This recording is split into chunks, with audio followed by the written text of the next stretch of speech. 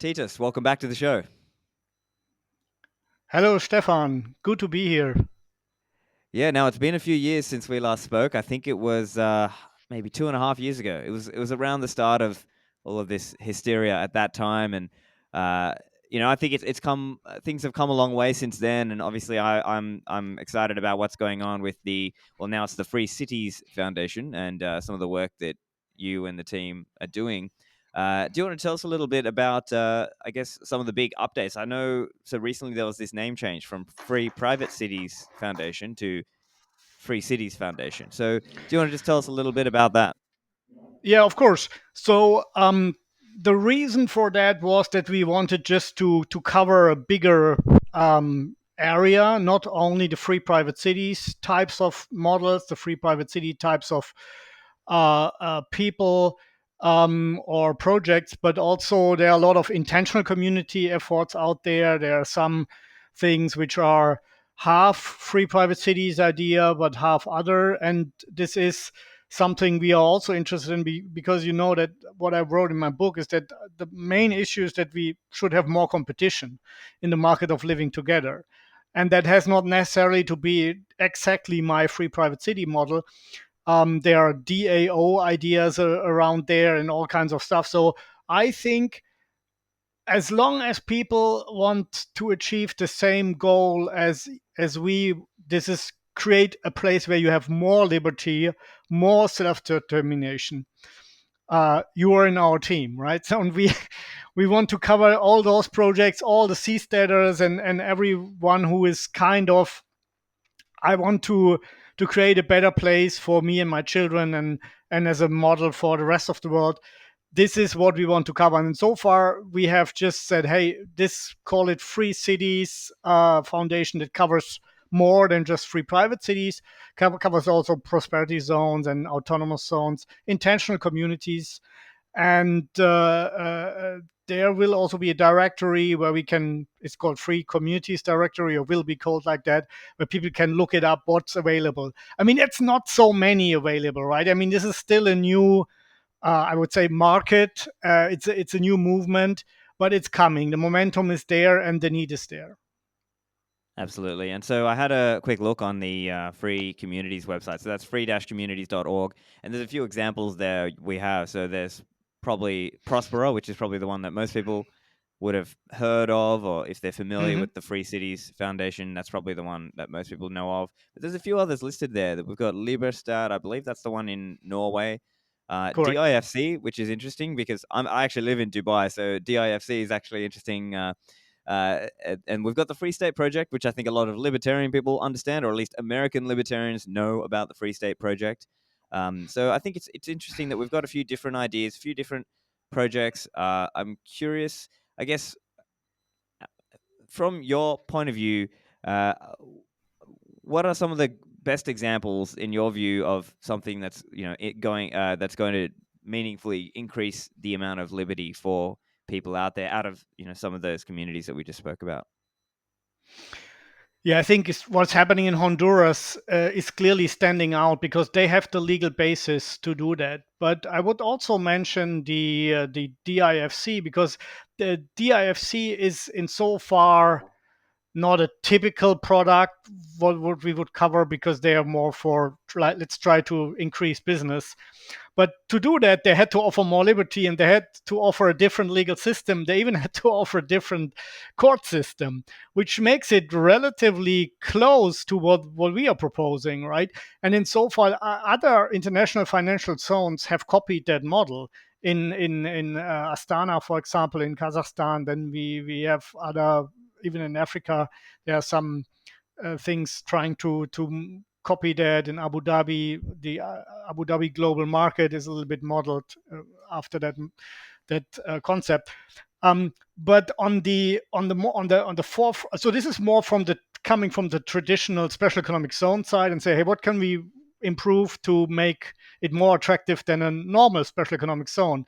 So people coming from that side, from the business side, and we're coming from liberty side. People want to create freer places, and there certainly Honduras is outstanding because over a relatively long period of 9 years, they may have made this SEDE law happen. They have made the constitutional amendments so that there isn't, or there was in theory, the possibility to create a new society from scratch with global best practice, legal ideas or government ideas, whatever. And that happened already in three cases. This is Prospera, Morazan, and Orchidea, whereas Orchidea is more a standard special economic zone. They are mostly or just only one company producing there. So I would say if you want to go for the Liberty project, it's Prospera first and foremost, and then Morazan came second. Both have slightly different models, but extremely interesting. And there are others who are following in that footsteps. Is the Guanaja Hills intentional community, the Coral Beach Village intentional community. Both are on Honduran islands, one on Guanaja and the other on Utila.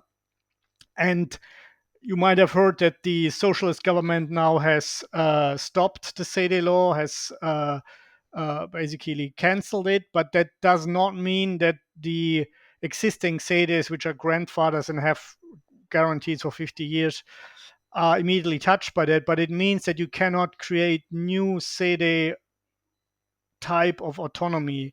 But nevertheless, we have two out of these projects that are very, in my view, look quite interesting. This is the Guanaja Hills on Guanaja Island and the Coral Beach Village on Utila, because on these islands they already have a kind of autonomous status. They already have low taxes, free trade zones. It's called a tourist zone, I think. So, and they have a factual autonomy because they're just on the island, right? So that you basically you're left alone, and this together makes an environment what freedom loving people probably like, and it's nice weather, of course. And and you can see that it's especially the islands, right, which are interesting. You have Sark Island in the channel, in the English Channel. They already have an autonomy, and now they are opening up to the more freedom oriented people, and also want to offer something to them. So that might be, I mean, we have seen this before, I don't know, 300-400 years ago, when first European immigrants go to the Caribbean islands, right, and later left them again when the US was founded, and they went there. But uh, this is a development that is not so, I would say, surprising, that people are looking for islands for greater liberty and more independence. Yeah, interesting. And so, yeah, so there's a few concepts we've gone through there. So, as you were just saying, it's like setting up different structures that enable, this parallel society in a way, in a sense. And so, I think when we're talking about these, and it's actually interesting. Perhaps it'll be interesting to talk about some of these also. Even just from seeing the free community site, we can see the different projects there are listed against different things. So, as an example, it'll say, status guarantee. So, as you said, the ZS. So these are those special zones, the ones that have already been created in Honduras, as they're saying, have that guarantee, whereas in other instances, maybe that's not there. Or another example here is criminal Yep. justice autonomy. So the idea, as I understand, then is you might have this zone which has your own rules and laws around business things. From a criminal perspective, it's still based on the broader uh, country, or the, I guess, sponsoring uh, area. Yeah, So but you have two things here too. I mean, it may be that, like in Honduras, they have to take over the Honduran criminal law, but still they have their own authorities to deal with that.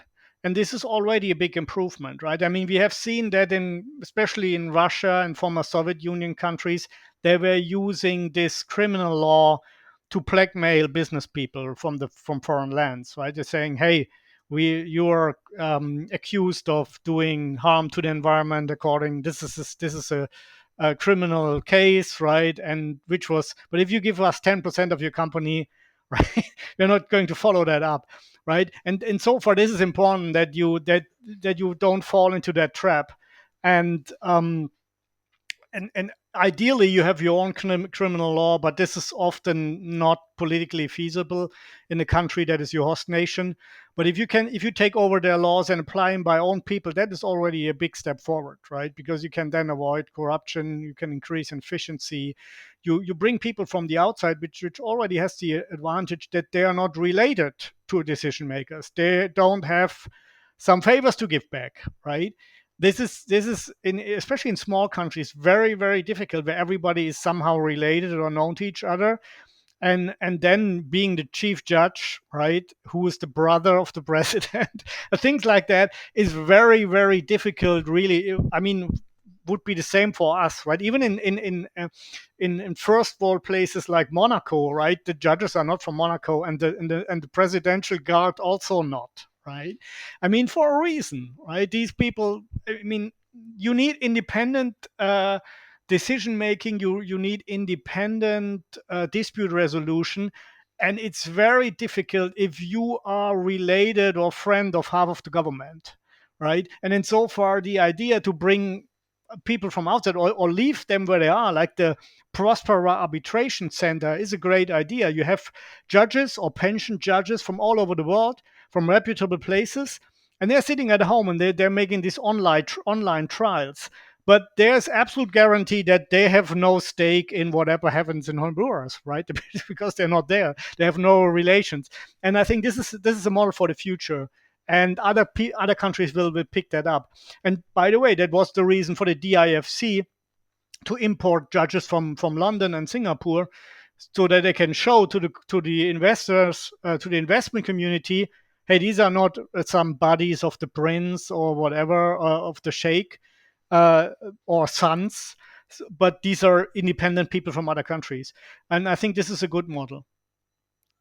I see. And so the idea then is to try to slowly build up some momentum that, let's say, businesses might want to come and set up there so that there are jobs and opportunities here. And then also people might want to come because they want to live there, because they want to try out this model for living.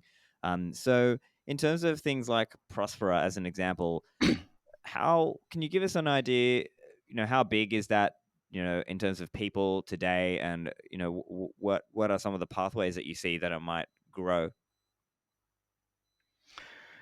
Yeah, I think they're still in the beginning. They have several hundred people, or some hundred people that are living there, or at least working there. But now that they have acquired this insolvent golf resort, this is going to grow significantly.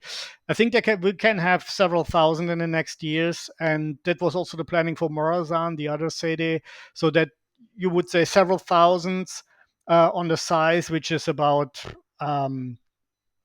4 to 5 square kilometers. So it's not too big, but it's enough to build a kind of a city, and have some physical activity there. And then for Prosper, there's another option. This is to become an e-resident. That means an electronic resident.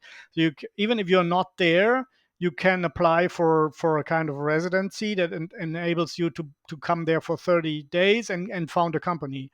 So that can be very interesting, and especially if they combine it with a banking system, so that because this is the problem today, setting up companies and having a bank account, and then don't be overwhelmed by red tape or taxes. So this could be a real um, competitive advantage. And Prosper is really focused on this kind of, let's create some businesses, let's make business easy, and then people are mostly from Honduras, have relocated there, the ones that are already there.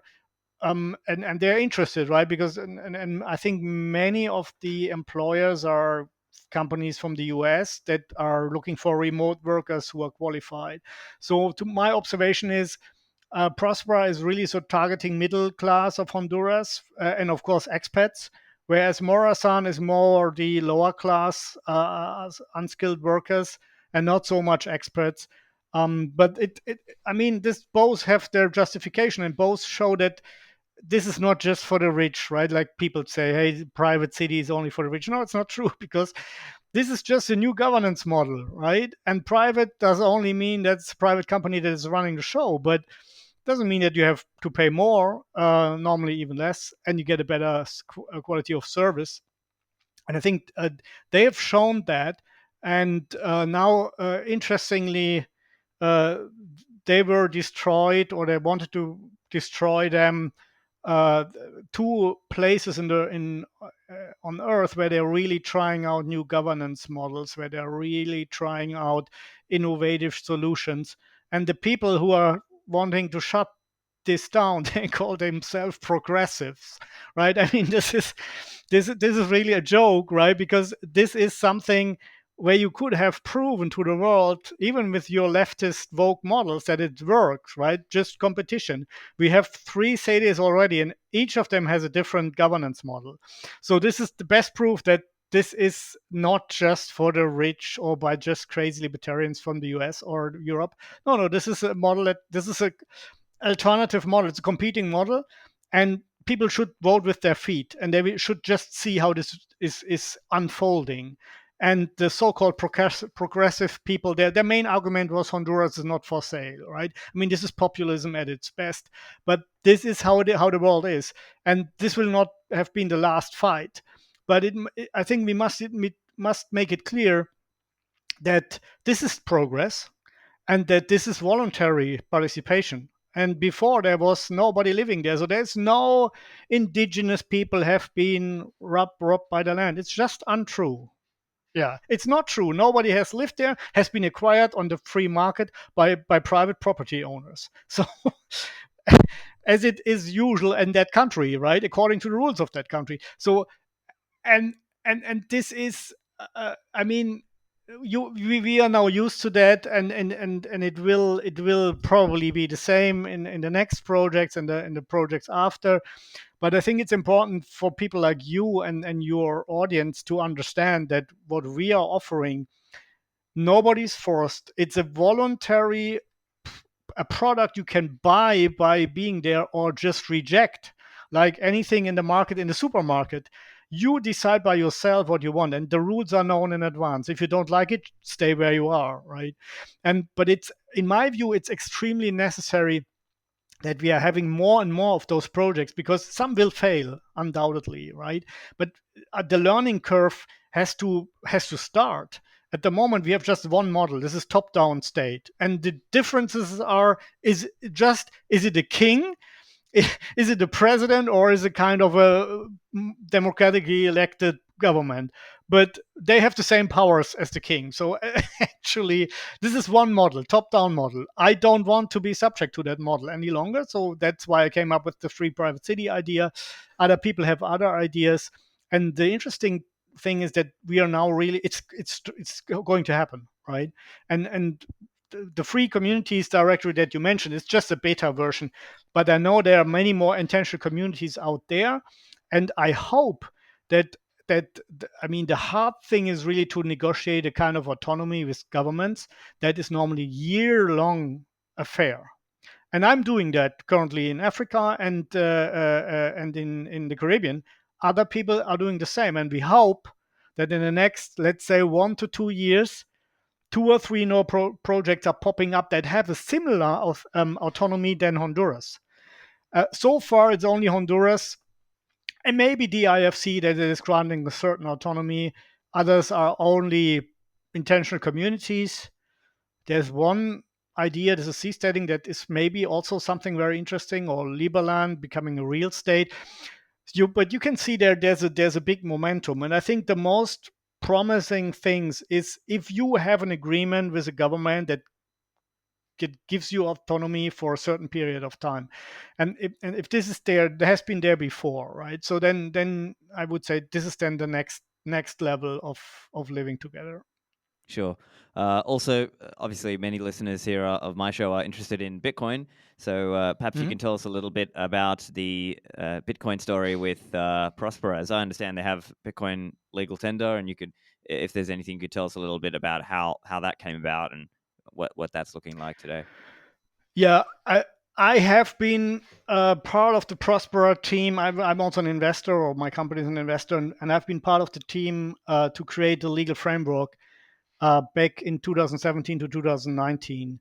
And then when the framework was approved, I withdrew and went to other project, which I'm working on now. So I'm not up to date. I'm not part of the management. So I cannot make official announcement for Prosper. But as far as I know, it's what you said, right?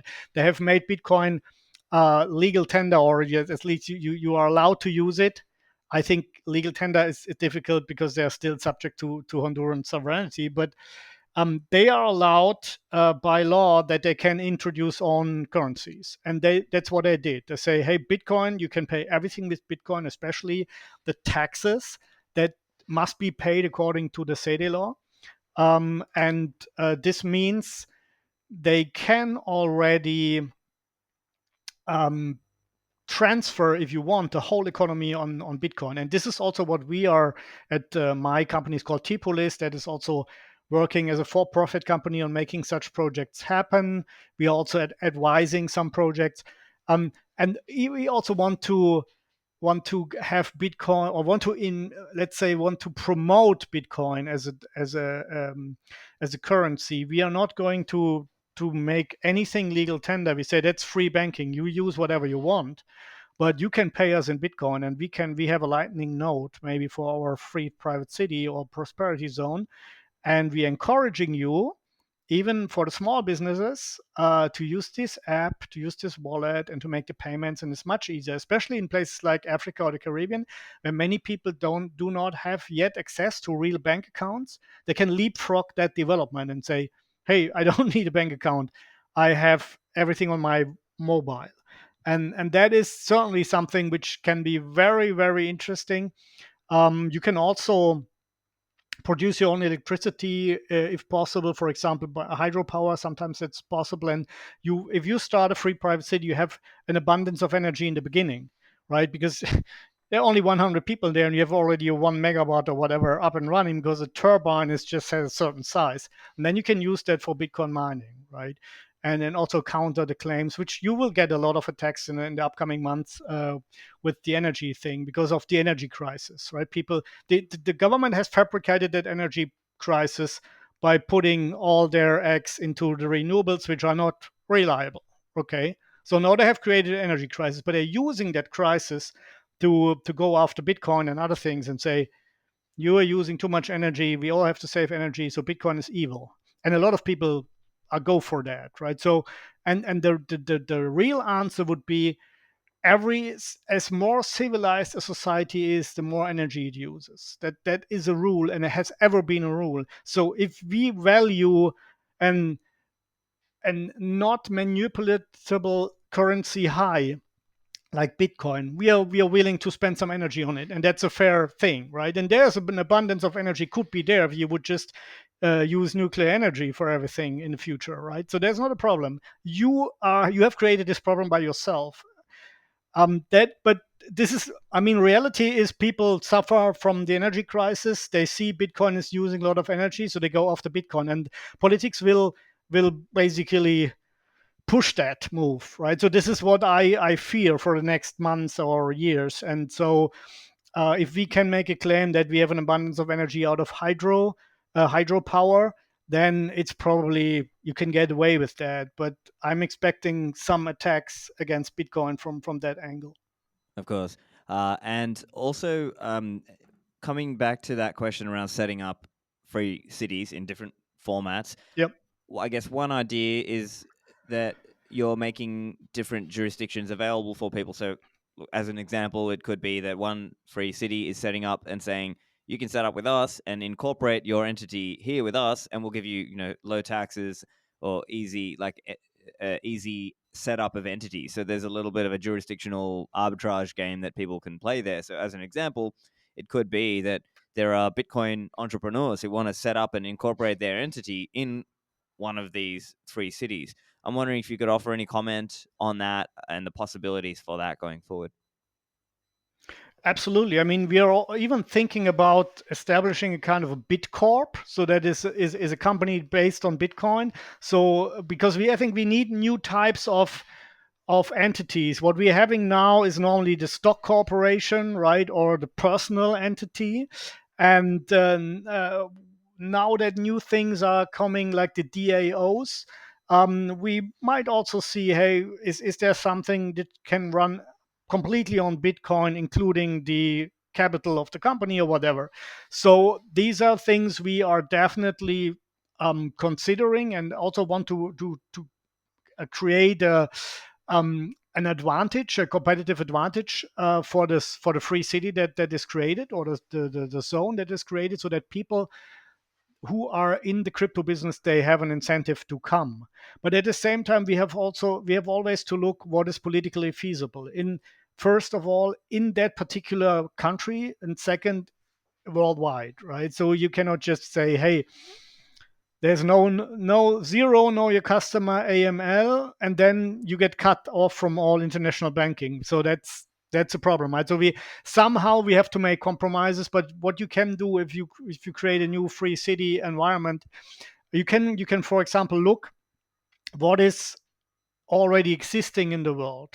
So which are the places that have most freedom when it comes to financial transaction, when it comes to crypto transactions? And then you can say, we are adopting that. And if people come after you, say, but the Cayman Islands doing the same, this country is doing the same, Hong Kong is doing the same, Singapore is doing the same. And then it's more difficult for them to come after you and say, these are evil capitalists from libertarian whatever, right? And we can say, hey, we are just copy the model of this country. And so this is the way to go at the moment, where you have to remain within the framework that is there to a certain degree, but you can try to a bit push the borders to what is elsewhere possible. And you make a combination of the freest models everywhere, and then combine it to a new model. So there's a lot of things are already possible. And I think this is what you said, right? This is a kind of a regulatory arbitrage, a competition between these new zones. Yes, definitely, and that it should be like that, right? So that is to your advantage, right? Who's offering the most freedom? Well, that's exactly what I want to, that I'm treated well, and not who's more basically creating more centralized global surveillance, right? That this is the other trend, and people are think this is a great thing. No, it's not. It's the absolute opposite. It will be a world government will be hell, right? No more exiles, no more competition, no more comparison. But so and in so far we have really to do the people who are interested in think that freedom and self-determination is not only a philosophical thing, but it's also on a philosophical preference, but it's also the only way that the whole world can be lifted out of poverty and create new things. We must fight against these centralized ideas. And fight does not mean violently. Fight, in my proposal, means creating better models that work better and that are then in demand, even from states who see, hey, like the special economic zones, right? Every special economic zone is a confession of a state that obviously their own rules are not the best. Otherwise, there would be no need for create a special economic zone. And what we are doing is the same next level, special economic zone plus. And that can happen. That if these things in Honduras maybe are very successful, then neighboring countries in Central America might see, hey, we are copying that, and then suddenly you have a worldwide competition, and that can not necessarily take 100 years, right? If you see in the 1960s there were a handful of special economic zones, and now we have 5,000. I mean, not all of them are active, but you can say at least 500 are really active. And why shouldn't we be able to repeat that again with free cities? Of course. And so, yeah, hopefully we do see more of these things come up. And as you mentioned, there's this idea, and I think that's really the theme of the upcoming conference. So let's chat a little bit about that. So it's called Liberty in Our Lifetime, and the theme is Yep. called Parallel Structures for Progress. So do you want to tell us a little bit about why that theme? Yeah, because we wanted to show that it's not only about free cities, and it's liberty in our lifetime means, can we not just dream about a free society, but make it happen? And it's not only the political sphere, the governance sphere. It's many other things, and we thought better than to fight the existing systems is just to create something new, a parallel structure. And the most successful parallel structure that we have seen in the last years is Bitcoin and the blockchain, right? Has been created out of nothing, not out of nothing, but without any permit, without any um, announcement and vote on it. No, it's just been created and now it's there, and it has been successful, right? I mean, if something is there for a technological innovation is there for 10 years and longer, it will remain, right? Because otherwise it had been already proven that it's dysfunctional, or there's no demand for it. And the fact alone that you have thousands of follow-up products, or Me Too products, that shows that this is a success. And now I said, okay, financial Bitcoin is only one part of the financial sector. What about decentralized finance? So this is a big thing. Then you have the media. You are an example. You have your own channel, which is an alternative to the existing mainstream media. Why is this? Because you and other people said there we we got only the same message out of the mainstream media, but we want to talk about other things. We have other ideas. We want to hear about new ideas. And that's why, probably, I assume, right, you started your channel and your podcast. And I said, that is a parallel structure in the media. Media is very, very important in today's connected world. Next is then finance. We have Bitcoin, culture. We need films. Education is another point in our conference, because today in universities, this is not what you expect from a university, that there's free thought, that there's free debate. No, there's safe spaces, and people who have not the right opinion, they are kicked out. They're not even allowed to speak on the university. So there we definitely need also parallel structures in that regard. And then on top of that, this is the most difficult one, is systems of living together, right? This is the governance, the political, the system side. And that is where free cities come into play. And we are following, and we want with this conference, the conference is the third time, but only the second time for the public, second year, where we want to bring together all these projects, well, all who are interested, but most are, to present themselves, to ask, to answer questions, critical questions from the audience, to maybe promote their projects to win settlers, investors, and businesses. So this is the idea, and to become bigger every year, to create a market of living together. And so this is, of course, the cornerstone of the conference are the free cities, the intentional community projects. So both cities will be represented in person. The chief of staff of Prosper will be there. The president, Joel Bomgar, will be there, or at least online. Trey Goff, the chief of staff, will be there in person. Massimo Mazzone will be there, the chief of the Morazan Sede. Joe Quirk, the president of the Seasteading Institute. Patrick Friedman is there in person. Even Doug Casey is dialing in and telling about his stories about how he wanted to convince African governments to bring their country public in the last 30 years. And newcomer projects are there that like the ones I mentioned before in Honduras, but we have also even one in Germany. We have another one in Montenegro. So interesting things are coming there. And then we have on the other days, we have discussions about the future of finance, because it's very linked to this free city model. How can we make business and finance in our world? And of course, Bitcoin is a very big topic there, that we will have Jeff Booth and other people there. You will be there, Stefan. Then we have from the education side new models, Daniel Prince, Michael Strong. So I think for everybody who is really not just complaining and analyzing that everything is bad, but is has passed this level and say, okay, now what can we do? Say, okay, this is your conference, right? Because we're only talking about what we do. And of course, there will be some analysis, but this is not the focus. The focus is really we want to reach liberty in our lifetime. And if it's not in our lifetime, it's in the lifetime of the next generation. But if we are not going to start something now, who else will, right? So, and I think the creation of Bitcoin alone is that this was possible and that this was so successful is fantastic. It's nearly unbelievable. And if this is possible, why should not other things be possible too? So we have to create parallel structures for progress, because fighting the existing system is not enough.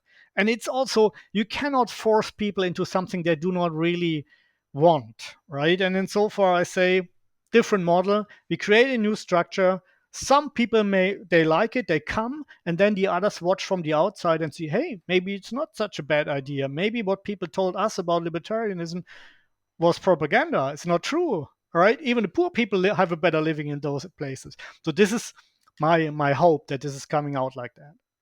Yeah, and I think it's really good to see these ideas in practice. So I think that's also important to see that there are people actually trying it. Now, I also understand that maybe in certain circumstances or certain ways of looking at it, you could say, well, actually, it's hard to build that. How do you get people to sort of commit to it and actually live and go to it, right? So, as an example, I'm sure years and years ago with the Free State Project, right? So there was this idea that all these libertarians in the United States are all going to move to New Hampshire and they're going to set up there. And hey, Yeah. I've never been, but I've heard it's cool. I heard that they've got Pork Fest and they've got a whole bunch of libertarian people there. But then at the same time, there might be some libertarians who are like, oh, I can't be bothered moving there. Like how do you sort of get enough people into the same place? Because here's the thing, right? All around the world, right? There's 8 billion people on Earth, and of course, there's probably 95% of them are statists, or maybe even more. But hey, there's that kind of 1 to 5% who might hold some kind of broadly libertarian view. And how do we get those people together? Yeah, that's an absolutely justified question. And I mean, I think the Free State Project was a good attempt, right? To say, let's first collect who might be interested. But you can see out of the 20,000 that voted for, that opted for, yes, we will move, only 6,000 have moved, right? But I mean, that's how people are. And 6,000 is still a significant number. And in so far, one of these ideas is, you have heard about the network state, right? So the idea is we first meet on the internet and then we find a territory. This is one attempt, right? And the other is that I would say, let's take a country like Honduras, right? If you put up a zone based on libertarian principles, which is the case with Prospera and Morazan, um, then most people who are later work there, they are not necessarily libertarians, but they just see, hey, this is a place that's working. The average Honduran, better salary, better security, no corruption, fair dispute resolution, and it's nice and clean. Hey, I like it, right? And without having all these libertarian viewpoints, they probably cannot repeat them, but they're there for the results. And I think there will be also the defenders of such a system when it comes to attack by the host nation or a political party. Then these people will say, no, we like it, we want this to stay.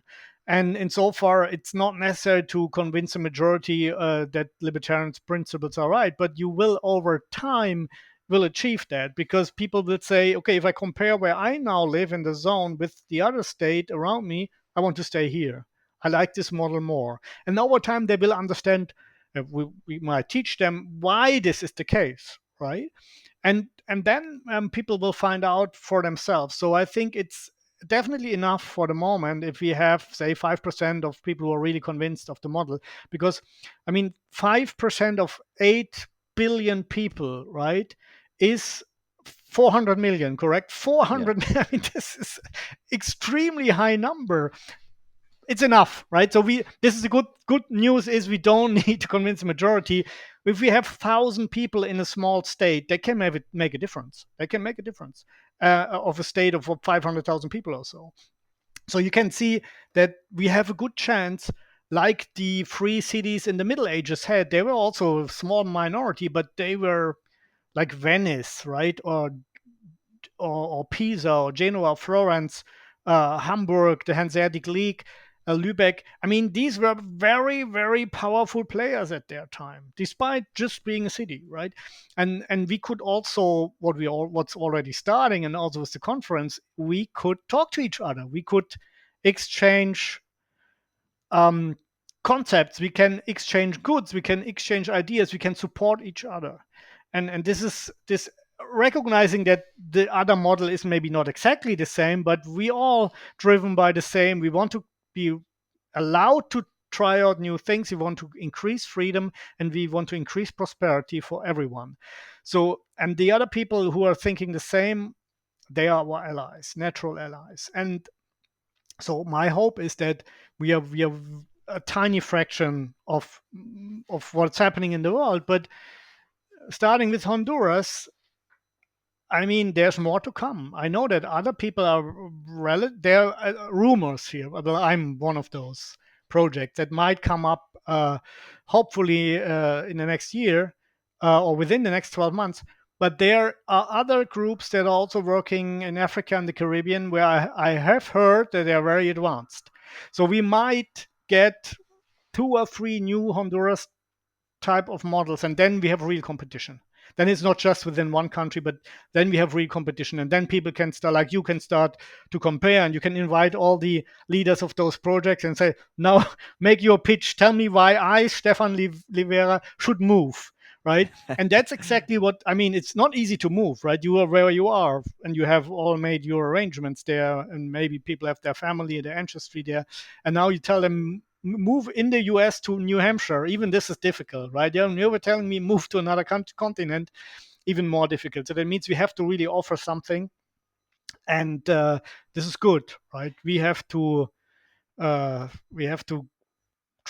try to find new customers, and not the other way around. That the state just says you do whatever I say, and if I need money, I raise taxes. Right. And I think Yeah, I would say over the last few years, perhaps there are more people who've opened their eyes to this idea that, hey, you know what, maybe I would move overseas. I mean, I'm an example, right? I was living in Australia and I left because of the hysteria of the last few years and yeah, thought, you know yeah. what, maybe there are other people out there who are in a similar camp and maybe they're like, you know what, I'm open to this. I'm open to finding some other jurisdiction that I may set up and do business there or do whatever. So I think that's really interesting. I'm obviously I'm looking forward to going. I'm going to be a speaker there, and I'm also looking forward to meeting a bunch of people. So there's some people who I've only spoken with online. So like yourself or Jeff Dice, I've only spoken with him online. I'd love to actually Mm, meet him in person. So I know he's coming as well, and he's yep, he's been big on that whole idea as well of smaller is better. This idea that even and I mean, the Mises Institute and others have been talking about this for decades, right? It's not a new thing. They've been saying, you know what? What if we let some of these larger states split up into smaller states, and maybe there's uh, more freedom that can be achieved in that way. And so I think it's it's a it's a mix of people and ideas, and you need enough people out there who are actually sharing some of these ideas to get just people brought on board. And I think to your point as well around maybe there's something here as well that I'll give you an example. I think a lot of people who came into Bitcoin later learned about Austrian economics and libertarian ideas from that, and so it might even be the case that actually people come in and start holding Bitcoin, using Bitcoin, and then getting exposed to more libertarian ways of thinking, and then thinking, yeah, you know what? Actually, there is something here. Maybe we really could build some kind of more libertarian based society. So I think there's a there's an angle there of where people might first start with Bitcoin or start attending a conference like this, and then later realizing, oh, okay, yeah, actually, there's something I can do in practice. absolutely. And my personal observation is that I would say from the people who really following what we are doing, the free cities movement, half of them are probably coming from the libertarian side, but the other half are coming from the Bitcoin crypto side. Why is this so? Because these people immediately understand, well, at least the ones that are following us immediately understand, hey, that could work, because they have seen that it already worked once, creating a parallel structure with Bitcoin against the fiat currencies, which were supposedly not working, right? Otherwise, there wouldn't be no demand for Bitcoin. And the same is true with our systems of living together. So people realize that. And I would say what you said before, it's also true in the last 2 years. With all the lockdowns and all that, a lot more people have come to us and say, hey, when are you starting? Where can we move? We want to get out. And especially in countries like Germany, who are deliberately destroying the industrial bases, they make energy so expensive that businesses have to close and to move out. So now it's not only people who are pissed off the state, but even whole companies want to move out, and they don't want to move into a state where they say, next year they might get similar ideas like the German government, right? So where can I have, and this is what many people do not understand. It's not only about taxes. A company can pay taxes, but it's much more about long-term security, right? You have to rely upon the fact that the rules are not going to change significantly in the next 10 to 20 or 30 years because you're making investment on that assumption. And that's what one of the main points of the free city or the free private city model is, that we're offering you a contract and we cannot change the contract unilaterally. And that's Prosper doing, right? Prosper, you don't have only the protection by the charter, you have an additional protection by a resident contract, which says these are the rights that we cannot take away from you, and we're not going to change the rules. So this is great, because this is exactly what I mean. You If you hire somebody to paint your room now in another color, you don't want this guy then to come later and say, by the way, I used a much more expensive color and I repaired your car as well. You said, I didn't order that, right? But it's exactly what the state is doing. And so far, I think our model is superior. We just need some time to deploy it. And there will be some setbacks, no doubt about that. But at the end, people go where they're treated best. And that's what we want to offer. And the conference is last year's conference. Like you said, some people have met for the first time, but they were in contact before, and I can tell you that at least two new projects were coming out of those people meeting at our conference. And I hope that this will repeat this year, that good people are meeting each other and saying, hey, let's do something together. They're helping each other, they're creating even a new project. So it is also extremely motivating to see people in physical presence, and all intelligent people. They have all ideas. They are not just repeating secondhand opinions. They have all their own opinion, right? And they can argue that opinion. This is a kind of very. It makes me feel very. Wow, this is a place I want to be in. This is. I thought it was lost, but it's still there. It's there again, and this is really giving people, and most attendees felt like a really good feeling. And I hope we can repeat that in October in Prague.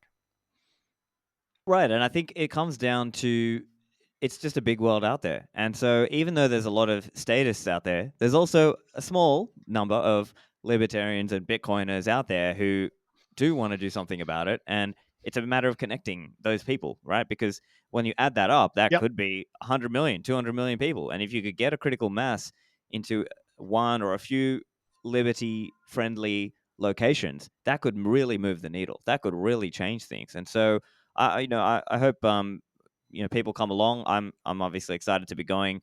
Uh, we should mention So do you want to just chat a little bit about the details then? So it's October 21 to 23. It's in Hmm. Prague. The website is Yep. lifetimeliberty.com. And I've got a discount code as well. So code Livera gets you a discount there. So listeners, make sure you check that out. Titus, anything else you want to mention just as a final message, or any final closing thoughts for people? Yeah, if you cannot attend the conference, there's a possibility for an online attendance at a much discounted rate. And in any case, if you are interested in this whole development, especially maybe you are considering moving to one of those new places, then my proposal would be that you subscribe to the newsletter of the Free Cities Foundation, free-cities.org, because any new project will be presented there. And if we think that makes sense, then there will be a link, and then you can go to the website of the program of the projects and say, hey, maybe this is the place for me to go. So that is, we are starting this community, and I think, as you said, Stefan, we need the critical mass of people who are willing to relocate. And if you listeners are interested in that or can think about that, then I invite you subscribe to the newsletter, learn about the projects, and then make you a call. Fantastic. Well, great chatting with you, Titus, and looking forward to seeing you soon. It was a pleasure.